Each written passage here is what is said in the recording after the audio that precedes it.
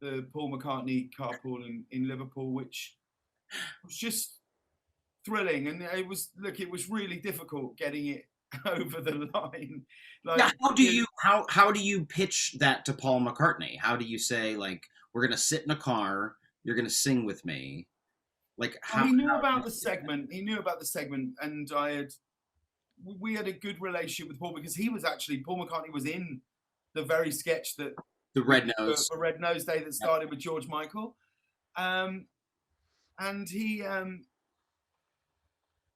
we talked through his people, management, publicists, all these things, and then Paul said he'd like to get on the phone, which was also my experience when we were putting that sketch together. Then we had a chat with him, and he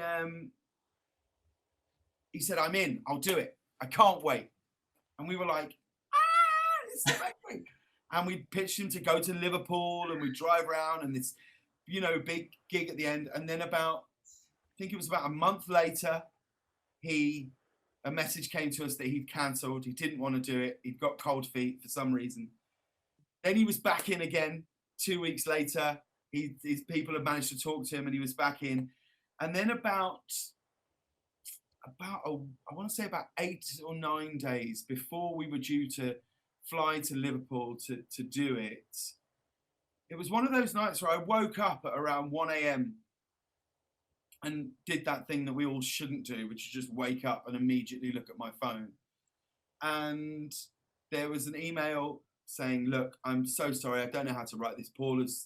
He's changed his mind. He just feels that this is the wrong sort of thing for him right now. He'd still like to do it one day. This is right." And for some reason, and I've never really done this before, normally I would always sort of consult with Ben or Rob and people at the show. What should we do? How do we respond to this? And I thought, I'm just going to send him an email. And I just wrote him an email saying, "I think that this is unacceptable." I said, I completely respect your decision not to do it, but I need you to understand what the knock-on effect is for our show. We had flown people to Liverpool, scouting these locations for pubs. We had people there. We just don't have a budget that can sustain that sort of expense without a finished product. And I said, "Look," I said, "Paul, I guarantee you, I promise you, this will be great. And the reason it will be great is because you, Paul McCartney, you've written songs that mean more to people than any of us will ever be able to comprehend. And I urge you to reconsider. But if you can't, I respect it. But I would ask you to come and do something in return when we bring our show to London, because we were going to play it as our last show of our London week."